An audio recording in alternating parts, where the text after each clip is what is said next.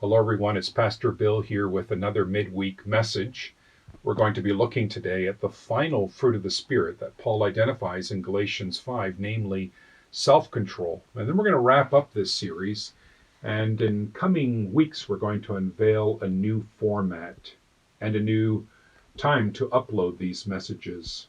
In all likelihood, they will be uploaded on Sunday for your consumption on Sunday as well.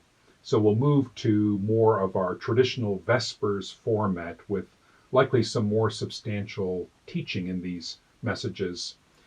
But today, at least, we're going to conclude our series on the fruit of the Spirit by considering this last virtue, which is a very important one, namely the virtue of self-control. What are we talking about when we talk about self-control?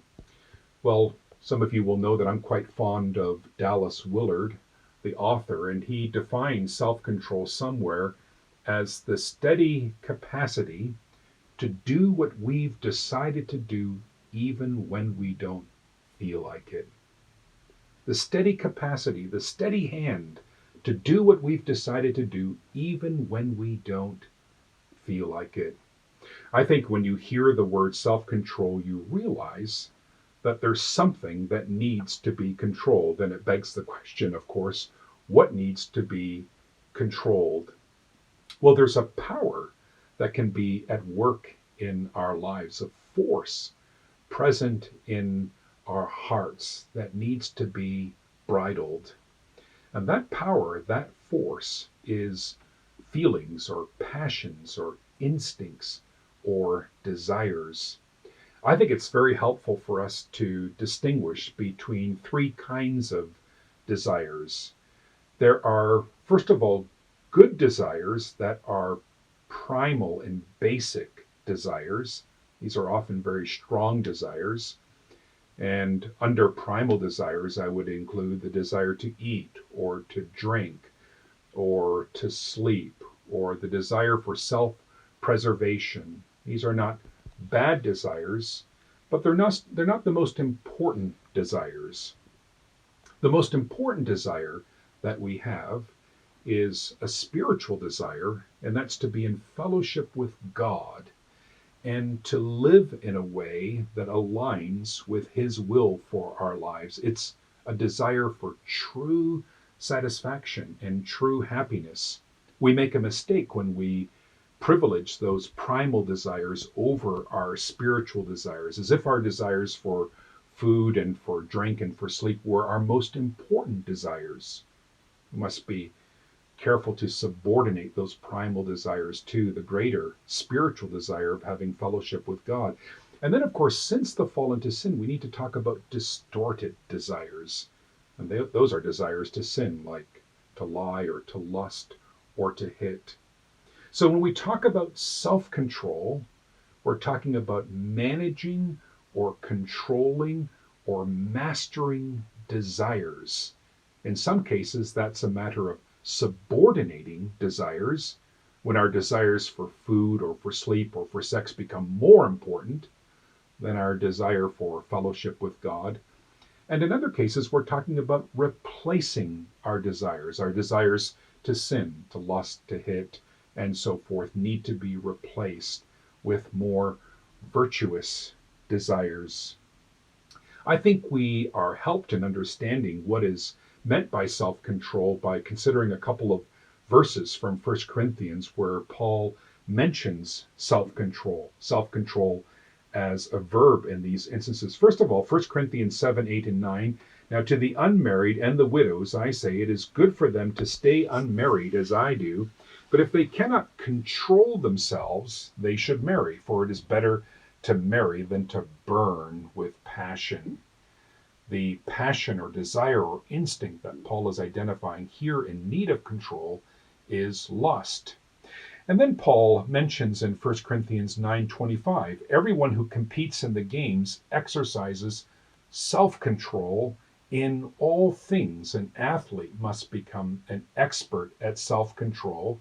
And these can be controlling good things, but subordinate things. The desire for food, the desire for sleep. An athlete is someone who is very disciplined.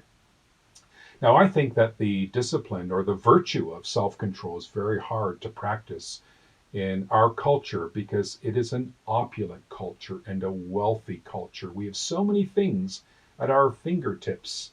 We have often an abundance of food. We have grocery stores all around us. This is a culture, and unlike any previous culture, where we have the possibility of instant gratification, and our brains seek those rewards, and we obtain rewards of gratification very readily. You have to remember that our strongest desires for food and drink and so forth are not our deepest desires.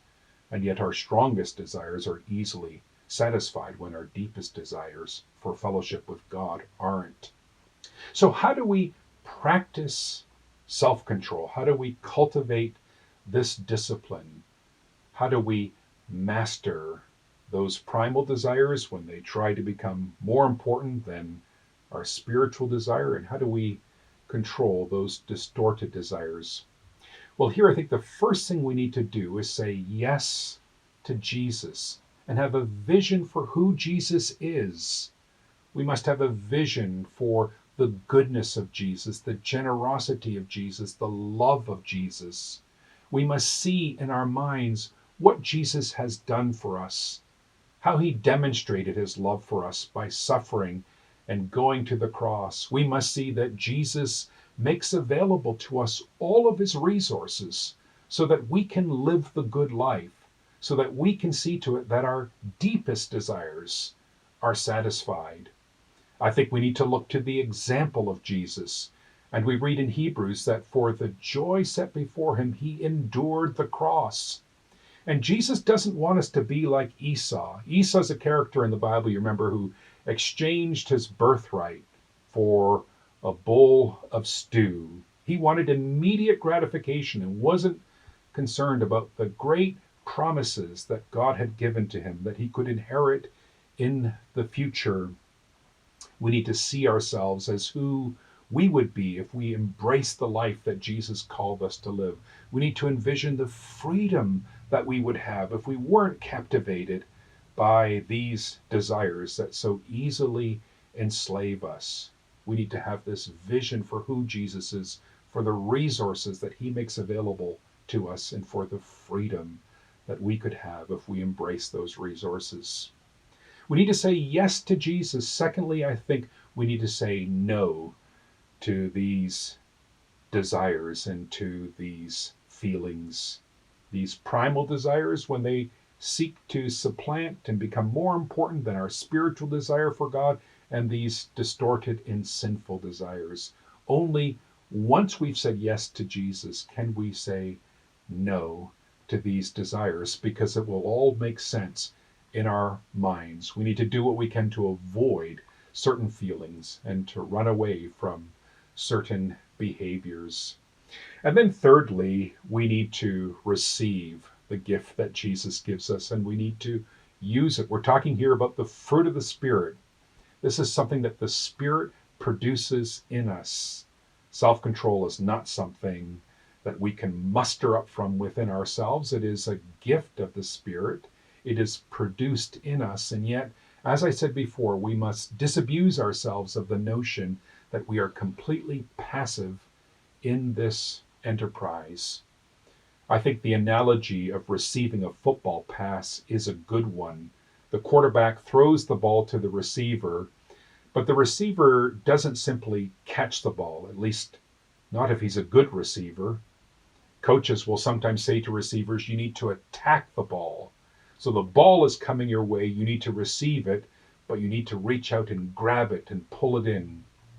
And that's a good analogy for understanding the fruit of the Spirit. Yes, it is God, something that God yields within us, and yet we must cultivate it.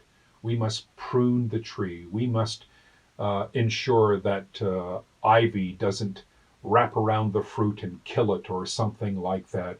And that means that we need to practice some disciplines, of course. And when it comes to cultivating the fruit of self-control, the discipline of fasting is important. Starving the flesh in order to feed the Spirit, subordinating the desire for food to the greater desire for fellowship with God, the discipline of Bible reading, the discipline of prayer, the discipline of worship, private worship, corporate worship. All of those things will, of course, help us create that captivating vision of who Jesus is, of what his kingdom is, and of who we can be if we embrace that kingdom, the freedom that we can enjoy, the satisfaction we can attain, the joy we can experience. This is the virtue of self-control, so counterintuitive, I believe, in our particular society, and yet so key to living a happy and flourishing life as Jesus would have us live. I hope you, along with me, can pray for this virtue and develop this virtue with the resources that Jesus provides.